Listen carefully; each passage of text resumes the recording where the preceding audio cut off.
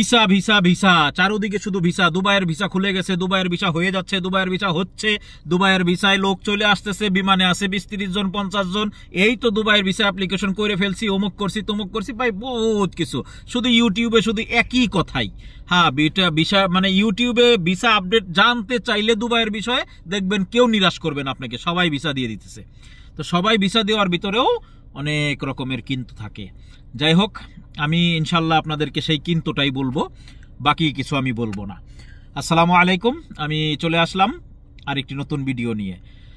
যাই হোক, আসলে প্রথমেই আমরা শোকাহত। আমাদের বাংলাদেশের যে ঘটনা কয়েকদিন যাবৎ ঘটতেছে বা বিমান দুর্ঘটনা ঘটেছে, সেই ক্ষেত্রে যারা মারা গেছে আল্লাহ পাক তাদেরকে শহীদি মর্যাদা দান করুক, যারা বেঁচে আছে তাদেরকে আল্লাহ পাক সুস্থ নেক হায়াত দান করুক, এবং তাদের ফ্যামিলি যারা আছে তাদেরকে এই শোক থেকে কাটিয়ে ওঠার ক্ষমতা আল্লাহ পাক দেখ।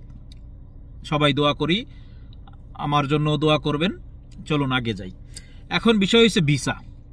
দেখবেন চারোদিকে শুধু কয়েকদিন যাবত, এই 2-3 দিন যাবত শুধু ভিসা এই তো খুলে যাচ্ছে, জানুয়ারিতে খুলতেছে, ফেব্রুয়ারিতে খুলতেছে, এই হয়েছে সেই হয়েছে। ভাইজান, এইগুলা সব হলো আসলে নিউজ, বাঙালি নিউজ, মানে বাঙালি নিউজ হলো বাংলা নিউজ। যাই হোক, যেটাই বলেন না কেন, কারণ ভিসার ব্যাপারে এরকম কোনো এখনো আপডেট ওরকম আসে নাই। যেভাবে আছে আগে থেকেই সে তাই আছে। বাংলাদেশিদের জন্য হাই প্রফেশন ভিসা খোলা আছে, যাদের অরিজিনাল সার্টিফিকেট আছে আউটসাইড কান্ট্রি। মহিলাদের ভিসা খোলা আছে। আমি আজকেও গতকালকে রাত্রে একটা মহিলার জন্য অফার লেটার টাইপ করছিলাম, আজকে সেটা অ্যাপ্রুভাল পাইছি খুব অল্প সময়ের ভিতরেই। আশা করি এখন লেবার পেমেন্ট করে ভিসার জন্য ডাললেও ভিসাও চলে আসবে মহিলাদের জন্য। এটা শুধু আউটসাইড কান্ট্রি নর্মাল ক্যাটাগরি খোলা আছে। হাই প্রফেশনে ছেলেদের জন্য হচ্ছে মেল যেটা আছে, তাছাড়া নর্মাল ক্যাটাগরি এখনো বন্ধ আছে। আর ইনসাইড কান্ট্রি আমি সংক্ষেপে বলার চেষ্টা করতেছি, কারণ গত ভিডিওটা বিস্তারিত বলেছি। ইনসাইড কান্ট্রিতে সেই একই অবস্থায় হাই প্রফেশন হলে আছে, কিছু ফ্রিজনের ভিসা হচ্ছে, যেগুলো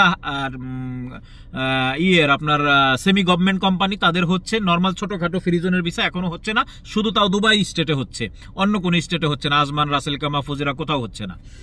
আচ্ছা, এবার আসুন হলো ফ্যামিলি ভিসা। ফ্যামিলি ভিসা শুধু ইনসাইড কান্ট্রিতে যদি কারো ওয়াইফ থেকে থাকে, ম্যারিজ সার্টিফিকেট অ্যাকুরেট থাকে, তারা যদি ক্যান্সেলে থাকে, আগে অন্য কোনো ভিসায় আসছিল, তাদের ভিসাটা ইনসাইড কান্ট্রি থেকে ফ্যামিলি ভিসা হচ্ছে। আউটসাইড কান্ট্রির জন্য ফ্যামিলি ভিসা এখনো নর্মাল যারা আছে তাদের জন্য বন্ধ আছে। শুধু ইনভেস্টর ভিসা যারা আছে তাদের 10টার ভিতরে 2-4টা রিজেক্ট হওয়ার সম্ভাবনা আছে, 7টা হতে পারে, মানে আনুমানিক বললাম আর কি। সবই যে হবে তাও কোনোই না, প্রপার ডকুমেন্টস নিয়ে। হয়তো ইনভেস্টর ভিসা যারা পার্টনার ভিসায় আছেন তাদেরকেও ঝামেলা আছে। পার্টনার আর ইনভেস্টর দুইটা আলাদা আলাদা, এটা আপনার মাথায় রাখতে হবে। পার্টনার ভিসা একটা হলো যারা 2-3 জন কোম্পানি লোক মিলে একটা কোম্পানি করেছেন এবং ভিসা লাগাইছেন, তারা হলো পার্টনার। যারা একক মালিকানায় ভিসা লাগাইছেন, লাইসেন্সে একক মালিকানা আছেন, তাদেরটা হলো ইনভেস্টর ভিসা। বুঝাইতে পারছি? এই হইল গেল আপাতত বিচারি। আর একটা বড় দুঃসংবাদ আছে আমাদের যারা দুবাইয়ের ভিতরে যারা আছি, যারা গাড়ি চালান এবং যারা লাইসেন্স আছে, তাদের জন্য একটা লেটেস্ট আজকের নিউজ, গালফ নিউজে থেকে নিউজটা নেওয়া। সেটা হলো যাদের ট্রাফিক ফাইন আছে, দুবাইতে যাদের ট্রাফিক ফাইন আছে, তাদের ভিসা রিনিউ করতে গেলে ট্রাফিক ফাইন পেমেন্ট করতে হবে, তারপরে ভিসা রিনিউ করতে হবে। এটা শুধু আপনার আর আমার জন্য না, বাংলাদেশ সবার জন্য এটা অবশ্যই এই কানুনটা। এটা বাংলাদেশি কোনো উদ্দেশ্য করে বা মেনশন করে লেখে নাই, তারা এই কানুনটা নতুন করেছে। ট্রাফিক ফাইন যাদের আছে তাদের ভিসা রিনিউর সময় ট্রাফিক ফাইনও ক্লিয়ার করতে হবে। ক্লিয়ার? যাই হোক, এই হলো আপাতত ভিসার নিউজ। যে নিউজগুলো আপনারা দেখতেছেন এগুলার উপরে আগেই কেউ কান দিবেন না। আরো মানে এর ভিতরে আসলে গুজব তো গুজবের ভিতরে অনেকটা সত্য হয়ে যায় অনেক সময়, কিন্তু এখনো কোনো সত্যতা নাই এখনো।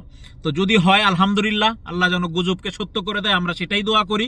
তবে কারো সাথে লেনদেন করার আগে অবশ্যই অনেকবার চিন্তা ভাবনা করে লেনদেন করবেন, কারণ টাকা যদি একবার কোনো জায়গায় ভুয়া কোনো জায়গায় চলে যায়, সেই টাকা কিন্তু উঠে না আর। তো অবশ্যই এই ধরনের ভালো মানে অথেন্টিক নিউজ আমরা দেওয়ার জন্য চেষ্টা করি। যারা এখনো আমার সাবস্ক্রাইব করেন নাই, সাবস্ক্রাইব করে রাখেন। আমি চেষ্টা করি সবসময়, কে কি বললো আমাকে অনেক দিক থেকে আমার উপরে অনেক রকমের কথার চাপ আসে, যে কেন আপনি এত খোলামেলা ক্লিয়ার কাট কথা বলেন। আমি আমার এটা আসলে অভ্যাস হয়ে গেছে এই ক্লিয়ার কাট কথা বলার জন্য। এতে যা হয় হবে, আল্লাহ ভরসা, কত কিছুই তো হচ্ছে দেশে। তো যাই হোক, আপনারা সবাই সাবধান থাকবেন, দোয়া করবেন আমার জন্য, সাবস্ক্রাইব করে সাথেই থাকুন। ধন্যবাদ, দেখা হবে ইনশাল্লাহ যে কোনো নিউজ, যে কোনো তথ্য, সঠিক তথ্য যদি আসে আমি সাথে সাথে আপনাদের সামনে চলে আসবো ইনশাআল্লাহ।